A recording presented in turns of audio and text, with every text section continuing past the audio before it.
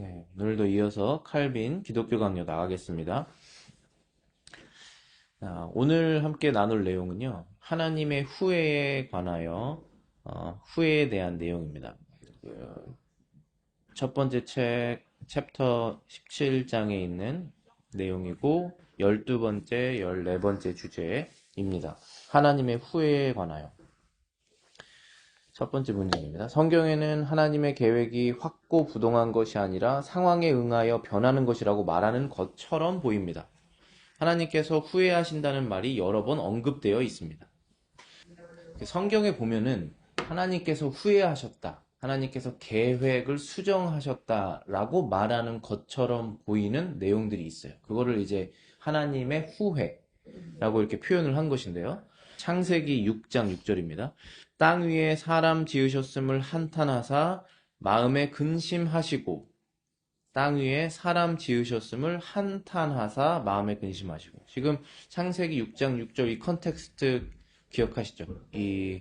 이때 땅 위에 폭력이 난무하고 하나님의 법을 지키는 자가 전혀 없는 그러한 정말 세상 종말과 같은 시대죠. 그때 하나님께서 노아에게 은혜를 주셔서 그 가족 이외의 나머지 사람들은 방주에 못 들어가게 하시고 다 물로 쓸어버리시는 사건이 일어나게 되죠. 전 지구적인 사건이었고, 그때 하나님께서 사람을 창조하신 뒤에 얼마 뒤의 일이냐 하면은 아마도 한 1000년 정도 뒤의 일일 거예요. 그때 하나님께서 사람 지으셨음을 한탄하셨다. 영어로 보시면은 The Lord was sorry라고 되어 있죠. 그러면은 이런 구절을 보면은 하나님께서 그럴 계획이 처음엔 없으셨는데 계획을 바꾸셨구나라고 말하는 것처럼 보인다는 거죠. 그래서 어떤 사람들은 하나님의 계획이 창세 전에 모든 것을 확고부동하게 지으신 것이 아니라 때에 따라서 바꾸시는 것이 아니냐, 이렇게 이해하는 사람이 있다라는 것입니다. 또 사무엘상 15장 11절 보시겠습니다. 내가 사울을 왕으로 세운 것을 후회하노니 그가 돌이켜 나를 따르지 아니하며 내 명령을 행하지 아니하였음이니라 하신지라. 사무엘이 근심하여 온 밤을 여호와께 부르짖으니라.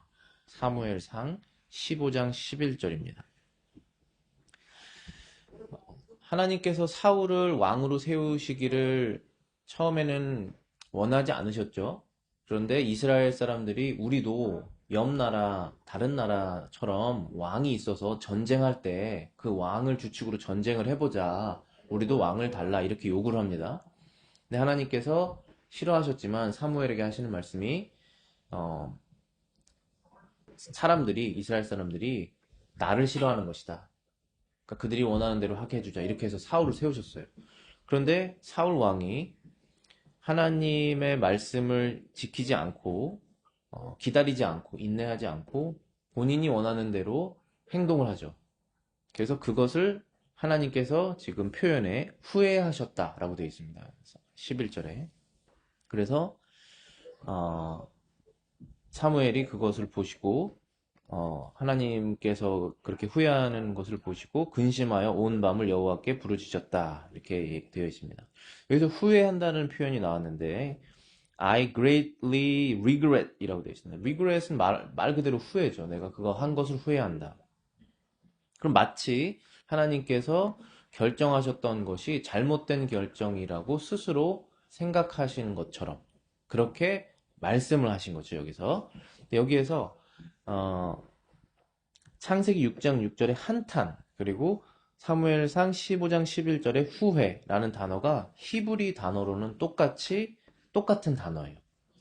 그런데 우리말로는 여기에 한탄이라고 되어 있고 후회라고 되어 있습니다. 영어로도 sorry라고 되어 있고 regret이라고 되어 있죠. 그런데 사전 찾아보면은 NHM, 느흠이라고 하는, 근데 이 느흠이라는 단어는 regret, be sorry 말 그대로 후회하거나 그렇게 된 걸 원하지 않았다, 그런 표현이 있거든요. 근데 이걸 어떻게 생각해야 되냐라는 주제가 오늘 내용이에요.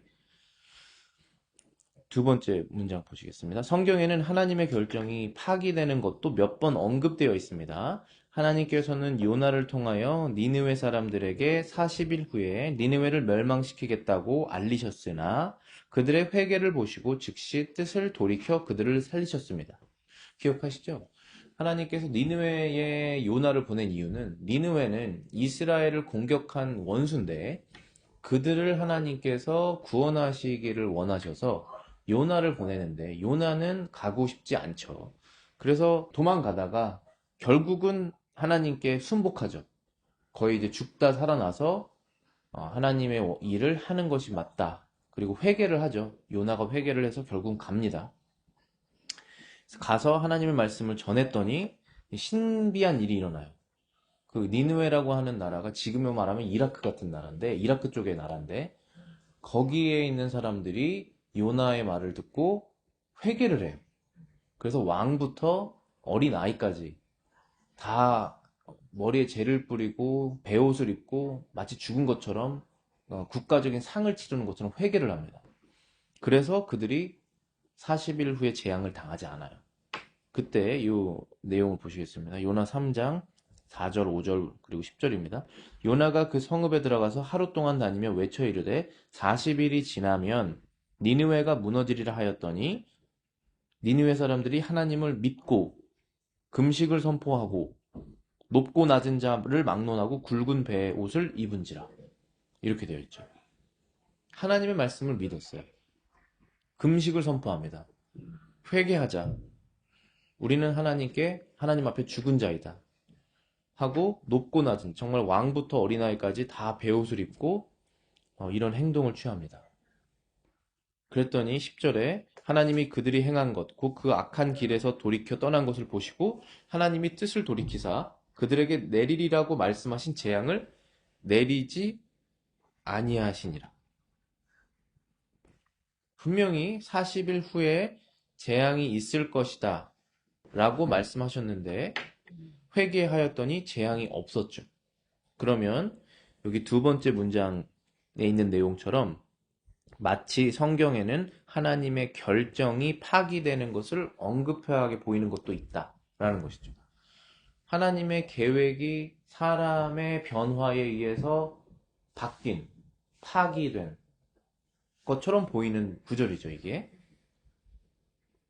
자, 그래서 세 번째 문장 보시면은 많은 사람들은 하나님께서 인간사를 영원한 결정에 의하여 정해놓으신 것이 아니라 각 인간의 공로에 따라서 매년, 매일, 그리고 매시간 이렇게 혹은 저렇게 정하신다고 주장합니다.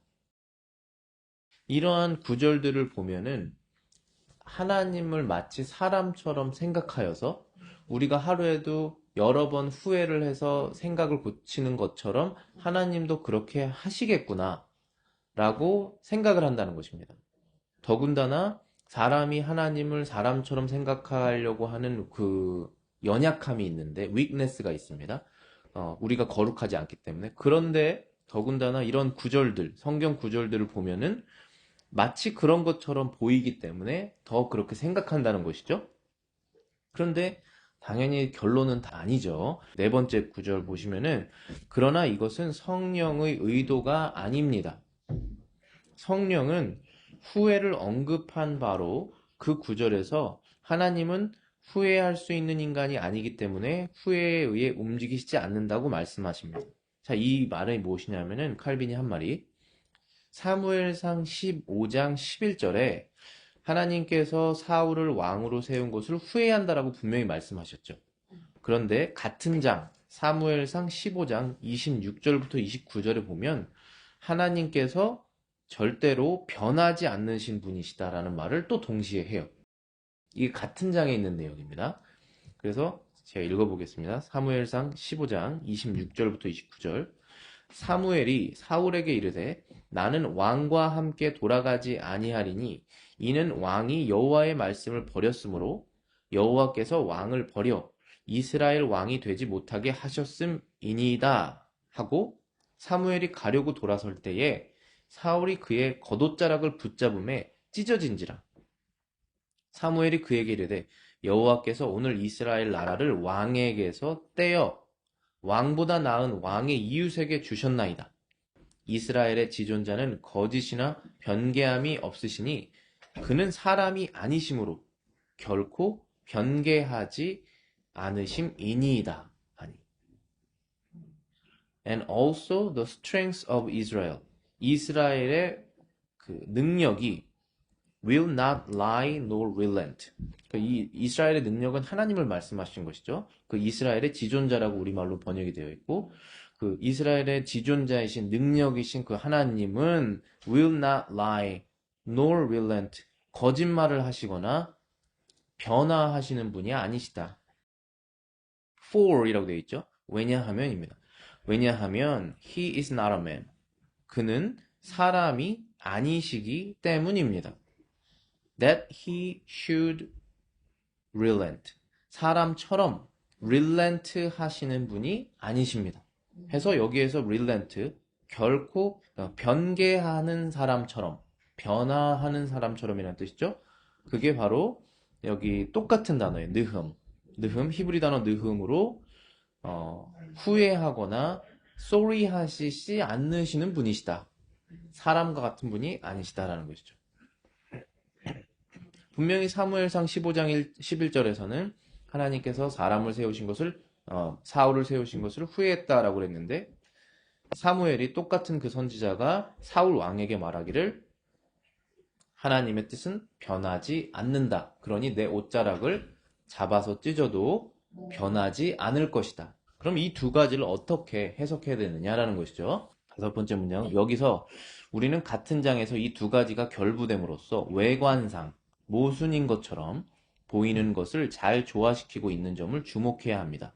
하나님이 사울을 왕으로 삼으신 것을 후회하실 때 하나님의 마음의 변화는 비유로 받아들여야 합니다.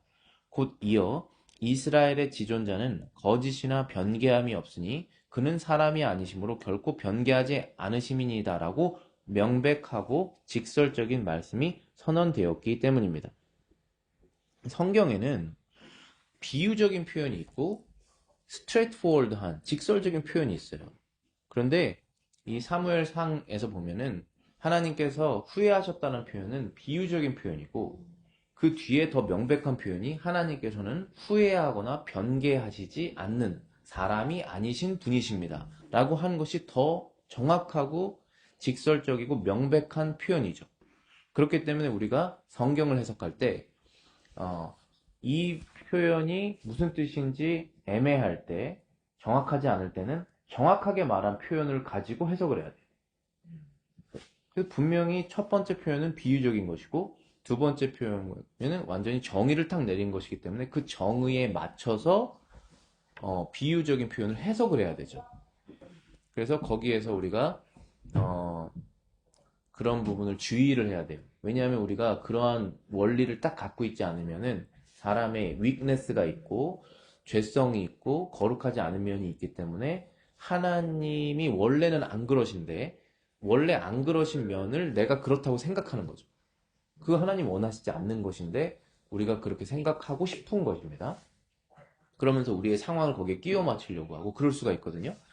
그렇지만 그렇게 되면 우리의 손해고 하나님께 영광을 못 돌리고 그렇게 되기 때문에 성경을 잘 해석을 해야 되죠. 하나님은 변화하시지 않으시는 분이시구나. 어떠한 사건이 놀랄 만한 일이 아니시고 그분의 계획은 언제나 진행되고 있구나라는 것을 우리가 성경을 통해서 확인해야 된다는 것이죠.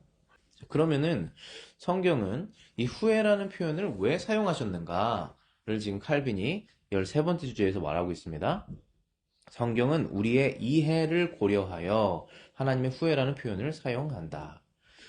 따라서 하나님의 후회의 의미는 우리에게 인간적인 용어로 하나님을 묘사하는 방식입니다. 왜냐하면 인간의 약함으로 인하여 하나님의 영광스러운 상태에 이르지 못하므로 그에 관해 우리에게 설명하는 방법도 우리가 이해할 수 있도록 우리의 능력에 맞추어야 하기 때문입니다. 그러므로 하나님 자신의 모습 그대로가 아니라 not as he is in himself, 그 스스로 그대로의 모습이 아니라 우리에게 외면적으로 보이는 모습대로 as he seems to us, 자신을 소개하시는 것입니다. 만약에 하나님께서 나는 어떠한 존재다라고 우리를 설명을 하실 때 어떠한 언어를 선택하셔서 단어 선택이라든지 하실 때 아무리 설명했는데 우리가 그걸 못 알아듣는다면 설명의 의미가 없죠. 그러니까 이해할 수 있을 만큼 낮춰서 설명해야 되죠. 그게 하나님께서 우리에게 이 후회라는 단어를 쓰신 이유라는 거예요. 그래서 본래는 하나님이 이러한 분이시지만 사람이 보기에는 이렇게 보이기 때문에 그렇게 자신을 설명하신다는 거예요. 두 번째 문장 보시겠습니다. 따라서 우리는 하나님의 후회란 말을 하나님의 행동의 변화를 뜻하는 것으로 이해해야 합니다. 왜냐하면 인간들은 그들의 행동을 변화시킴으로써 자신이 불쾌하게 생각한다는 것을 나타내려는 습관을 갖고 있기 때문입니다. 그러므로 인간 속에 일어나는 변화는 그가 싫어하는 것을 고치는 것이지만 그러한 고침은 회개로부터 일어나는 것이기 때문에 후회란 말은 하나님이 그의 행동에 있어서 변화를 일으키신다는 사실을 의미합니다. 첫 번째 부분을 보시면은 왜 이 단어를 쓰셨냐 하면은 사람들이 이 후회라는 말의 뜻을 이미 알고 있기 때문에 쓰셨다는 것입니다. 그런데 이 후회라는 단어를 사람들이 어떻게 이해하고 있냐면은 내가 지금 기분 나쁘다. 나는 내 행동을 지금 변화시킬 거다. 아니면 저번에 그렇게 선택한 것이 내가 지금 원하지 않는 상태가 이르렀다. 그렇기 때문에 나는 지금부터 계획을 바꿀 것이다. 라고 해서 내 마음의 불쾌함, 원하지 않음을 보여주는 것입니다. 그럼 하나님께서 하나님의 마음속에 어떠한 불쾌함, 어떠한 원하지 않음을 보여주시려고 지금 이렇게 하셨느냐 하면 당연히 사람들이 하나님의 뜻을 따르지 않는 모습을 불쾌해 하신다는 것을 보여주시는 것이죠. 그래서 그런 표현을 쓰셨다는 거예요.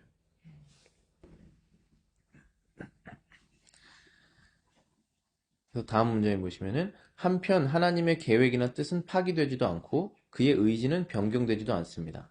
비록 인간이 보기에는 갑작스럽게 변경된 것처럼 보일지라도 하나님은 자신이 영원부터 예견하고 인정하고 결정하신 것을 끊임없이 수행하시는 것입니다. 마치 사람의 눈에는 어떠한 인간의 역사 속에서 갑작스러운 변화가 일어나면 하나님께서 뜻을 변경하셨구나. 그래서 이것은 하나님께도 굉장히 갑작스러운 일이겠구나 라고 생각하려고 하는 마음이 있지만 그렇지 않고 하나님께서는 변하지 않는 하나님의 디크리, 하나님의 그 섭리를 가지고 프라비던스를 가지고 끊임없이 쉬지 않고 사람의 구원과 하나님의 나라의 의를 위해서 계속적으로 인간사를 역사하신다는 것이죠. 그렇기 때문에 우리 눈에 보이는 하나님의 행동의 변화, 분명히 하나님의 행동의 변화가 있어요. 그런데 그것이 하나님의 계획의 변화는 아니라는 것이죠. 그런데 계획이 변화인 것처럼 말하는 것은 여기에 지금 일어나는 이 상황이 하나님께서 기뻐하시지 않는 상황이다라는 걸 알려주기 위해서 그렇다는 것이죠. 그렇지만 하나님께서 본래 니느웨 백성들을 구원하시기로 하였던 그 계획은 파기되지 않고 이루어진다는 것이죠. 후회를 우리는 그렇게 이해해야 된다는 것입니다. 그 다음에 14번째 주제에 보시면은 하나님께서는 자신의 계획을 확실히 수행하신다. 그러면 하나님께서 무슨 이유로 요나를 니느웨에 보냈는가를 생각해 보면 이게 더 잘 이해가 된다는 것입니다. 칼빈의 표현에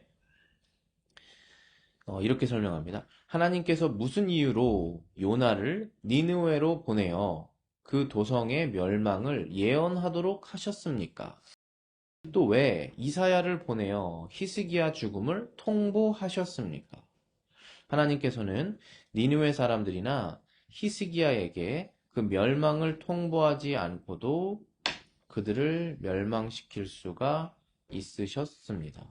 하나님께서 만약에 멸망시킬 것이 하나님의 작정이었다면 아무 행동을 하시지 않으시면 돼요. 요나를 니느웨에 보낼 필요가 없는 것입니다. 여기서 히스기야도 지금 칼빈이 예를 들었는데요. 히스기야가 기도를 해서 더 살게 되잖아요. 그런데 히스기야가 원래 더 많이 살고 싶었는데 하나님께서 그 계획을 꺾으시고 이사야를 통해서 이제 곧 죽게 될 것이다 이렇게 얘기를 하거든요. 그런데 이제 히스기야가 거기서 회개를 하고 하나님께 이제 부르짖으면서 하나님께서 기도에 응답하셔서 더 살게 이렇게 되죠. 그럼 하나님께서 만약에 히스기야를 그때 생명을 더 연장시키지 않고 죽게 하실 거라면 왜 이사야를 보냈냐라는 것입니다. 그렇기 때문에 이 두 번째 문장을 보시면은 하나님께서 원하시는 것은 멸망이 아니라는 거예요. 그러므로 진실로 하나님은 그들의 멸망을 원하신 것이 아니라 그들이 변화되어 멸망당하지 않기를 원하신 것입니다. 그러므로 40일 후에 니느웨가 멸망할 것이라는 요나의 예언은 그 멸망이 그 멸망이 오지 않도록 하기 위한 것입니다. 더 오래 살겠다는 히스기야의 희망을 끄는 것도 결국 그가 더 오래 살도록 하기 위한 것이었습니다. 결국은 하나님께서 멸망을 원하시지 않는 분이시고 멸망을 원하시지 않는 그 사람들에게 살 길을 알려주시는 것이죠. 그래서 요나도 보내시고 이사야도 보내시는 것입니다. 하나님께서 두렵게 하신 자들이 그러한 위협으로 인하여 각성되어 회개함으로써 그들이 마땅히 받아야 할 심판을 모면하게 되기를 원하셨다고 생각하지 않은 자가 누구이겠습니까? 주님께서는 형벌에 대한 경고를 통해 용서하시고자 하는 사람들을 회개시키십니다. 이사야의 말은 실로 지금도 진실임에 틀림없습니다. 이사야 14장 27절 만군의 여호와께서 경영하셨은즉 누가 능히 그것을 패하며 그의 손을 펴셨은즉 누가 능히 그것을 돌이키리랴. 결국은 하나님께서 회개하기를 원하는 사람에게 하나님의 선지자를 보내시는 것이죠. 그래서 그들의 행동을 변화시키는 것입니다. 그래서 그들이 마땅히 받아야 할 그 심판을 모면하게 되기를 하나님께서 원하셨다라는 것입니다. 그래서 그 변화를 이루시기 위해 하나님께서 후회라는 단어, 하나님께서 계획을 변경하셨다라는 것처럼 보이는 그런 행동을 하시는 것입니다. 형벌에 대한 경고를 통해서 용서하시고자 하는 사람들을 회개시키신다는 것이죠. 그래서 이 부분에서 이사야의 말이 지금도 진실임에 틀림없다. 이사야 14장 27절에 분명히 말씀하시죠. 이게 우리 초반부에도 말씀드린 명백한 구절이에요. 이런 부분들이 하나님의 속성에 관한 명백한 구절들.